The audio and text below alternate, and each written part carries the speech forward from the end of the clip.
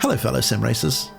Over the last couple of weeks I've been planning out the remaining videos for 2018, and it occurred to me that I've not actually featured what I think is the best car, or as it turns out, the best track that was released this year in any of my videos.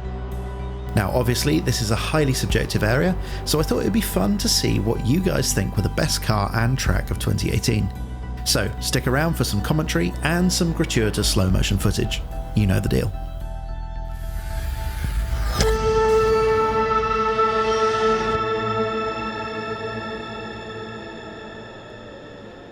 So, I'm going to kick off the discussion by talking about the car and track that left the biggest impression on me this year.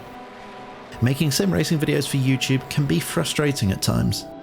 When the rFactor 2 Endurance Pack was released back in June, I couldn't find the time in the release schedule to make a video about it.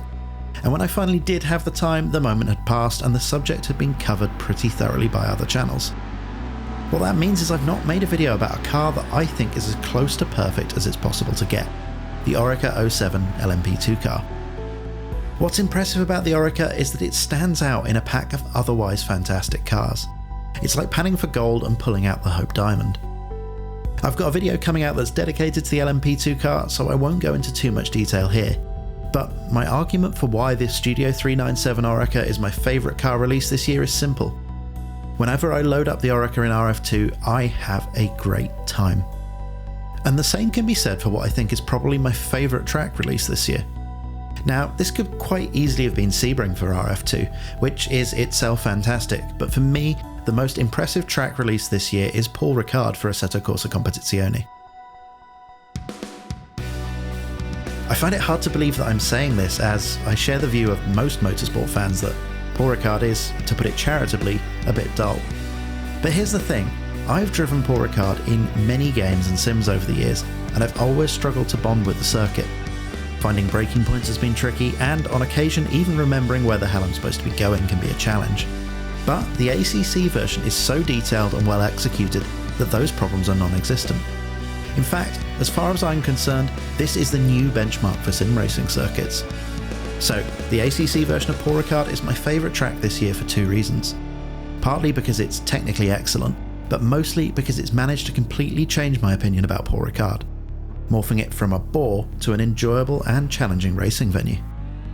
Now, I know others may not share my newfound appreciation for the stripy car park, but that's just it, it's an opinion, and I'd like you guys to share yours in the comments. What's your favourite new car and track this year? Throughout the video, I featured some of the content that's impressed me this year, and honestly, narrowing it down to just a handful of clips has been a bit of a challenge. This year has seen an almost unmanageable quantity of excellent content from the big players, independent content creators, and from the modding community, and this can only be a good thing. I've seen people throw around phrases like spoilt for choice and golden age, and while I don't know about all that, I can confidently say that it's a good time to be a sim racer.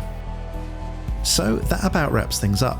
Do join in on the discussion in the comments and let us know what you think the best car and track release this year were. I hope you enjoyed the video. If you did, then it would be great if you could hit the like button and subscribe to my channel. And if you think the video will be helpful for others, then please consider sharing it. As always, thank you for donating your precious free time by watching. It is very much appreciated. So all that's left to say is goodbye, thank you for watching, and enjoy the rest of your day.